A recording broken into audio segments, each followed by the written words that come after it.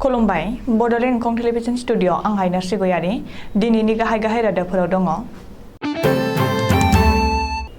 बिजनियाव बर' रेबग्रा जथुम आरो एनबिटिनि बानजायनायाव साननै थुनलाइयारि हाबाफारि। गुवाहाटीआव ट्रेन जाब्रबथायजों साथामनि जिउ खहा। तामुलपुर देवल फुजायाव माखासे लाइमोनफ्रा दुंहाव थासारि सोमजिहोदों। धेमाजियाव सासे आइजोआ गंसे संग्रायाव सा 40 उदांस्रि दावहारुनि आगर एरखांदों। मासबाद पुलिसआ गोबां गान्जाजों लोगोसे गंब्रै गारिखौ जब्द खालामदों। जगी आदित्यनाथआ नैथि खेबनि थाखाय उत्तर प्रदेशनि गिबि मन्थ्रि जाफिनसिगोन। कामरुपाव दुगैनो थांनाय सानै लाइमोननि जिउ खहा। दानिया फैदो आबुं रादाबाव।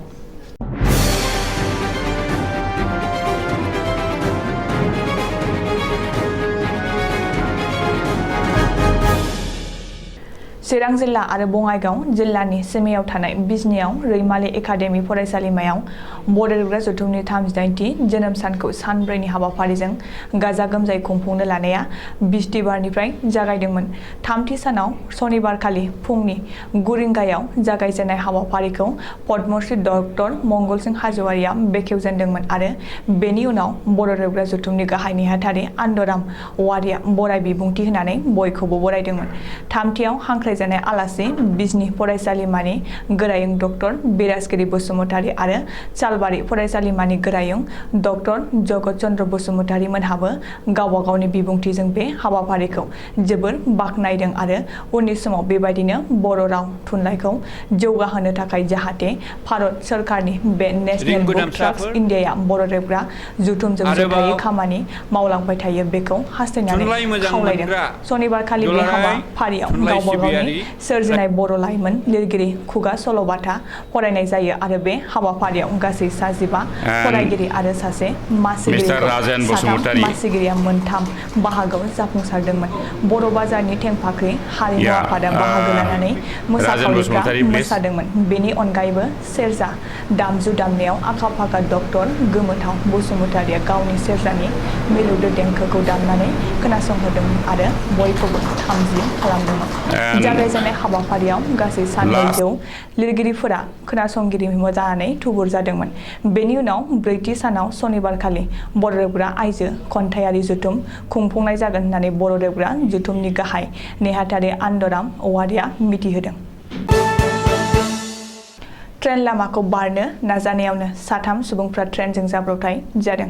मख'जाथावदि गुवाहाटी नोगोरमानि कालीपुराव सासे हाबा जानाय आइजोआ गावनि 5 बोसोर आरो 3 दाननि गथ'खौ लोगोआव लानानै ट्रेन फैनायखौ नुखानानै ट्रेन लामाखौ बारस'नो नाजादोंमोन। बेवहायनो बिमा फिसा 3बो ट्रेन जाब्रबथायजों जिउ गोमायो।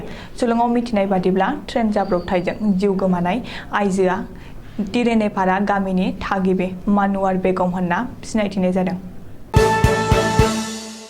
देवल फुजा जाफुबाय थानाय समावनो माखासे सिनाय मोनै सुबुंफ्रा फैनानै दुंहाव थासारि खालामदों।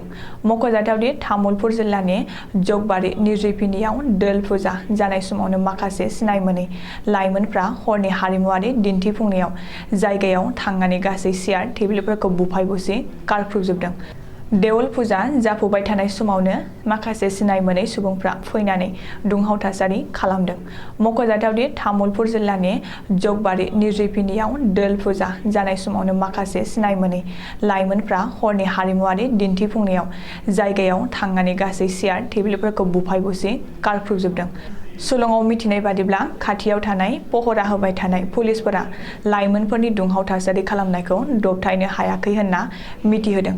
दासिम मा जाहोननि थाखाय लाइमोनफोरा बे दुंहाव थासारिखौ खालामदों मिथिनाय जायाखै। सासे आइजोआ गावनि गोख्रों नाजानायनि गेजेरजों गावनि मुं आरजिदों। इन्डियान बुक अफ रेस मख'जाथावदि धेमाजि जिल्लानि सासे राइडी हियांफुजा मुंनि आइजोआ गावनि गोख्रों नाजानायनि गेजेरजों गंसे आर्सेलिक कालारनि फिसा औवानि संग्रायाव सा 40 उदांस्रि दावहारुफोरनि महरफोरखौ 7 घन्टा 29 मिनिट 6 सेकेन्ड समनि गेजेराव सावगारि एरखांनानै इन्डियान बुक अफ रेकआव गावनि मुंखौ आरजिनो हादों। आइजोआ राइडिं हियांफुजानि बेबायदि बाखनायथाव हाबा मावनायखौ धेमाजि जिल्ला जिल्लानि गुबुन आफादफोरा जोबोर गोजोननाय फोरमायदों आरो ओनसोलनि माखासे लाइमोनफोरखौ गोसो थुलुंगाखांहोदों। सान-हर पुलिसनि गोख्रों नायबिजिरनायनि गेजेरजों सानफ्रोमबो आयेन बेरेखायै दुथांफोरनि सान-हर गाज्रि खामानियाव आखाइ होबाय थादों। मख'जाथावदि लालपानी पुलिस थाना सिंनि आसाम-अरुणाचल सिमनानि पाहारपुरनिफ्राय माजबात पुलिसआ सोर सुलुं होनानै फुंनि समाव गोख्रों सिग्रोमनानै गंब्रै गारिनिफ्राय 630 केजि गान्जा बोखांनो हादों आरो सासे सुबुंबो हमदों। सुलुङाव मिथिनाय बादिब्ला माजबात पुलिसआ गंब्रै गारिखौ जब्द खालामनो हादों आरो साब्रै गान्जा फालांगिरिफोरा खारखुमानानै सासे सुबुंखौ हमनो हादों। हमजानाय गान्जा फालांगिरिया आदर्श बाहादुर गामिनि अनसाय दैमारि होनना मिथिनाय जादों।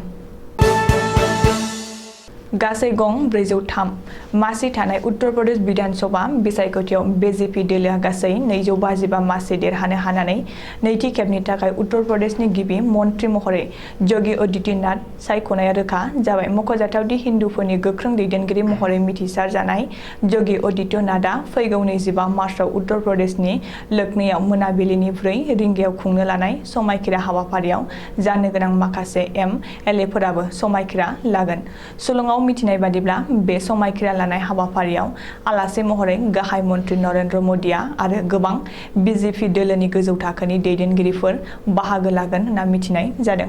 बेनि अनगायैबो बे समायखिरा लानाय हाबाफारियाव बेरेखा दोलोनि दैदेनगिरिफोरखौबो बाहागो लानो थाखाय खावलायदरदों।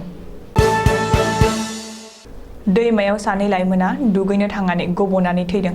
मख'जाथावदि मैया कामरुप जिल्लानि कमलपुर ओनसोलनि पुटिमारि दैमायाव सानै लाइमोन सेंग्राफ्रा माखासे लोगोफोरजों फुंनि 10 रिंगासो समाव हलि गेलेनानै दैमायाव दुगैनो थांनाय समावनो हरखाब दैयाव गोदोनो जिउ गोमायो।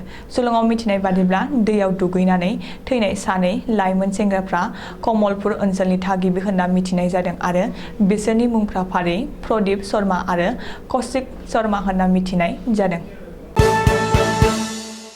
दिनैनि रादाबा एसेनोसै, गोजोन्थों।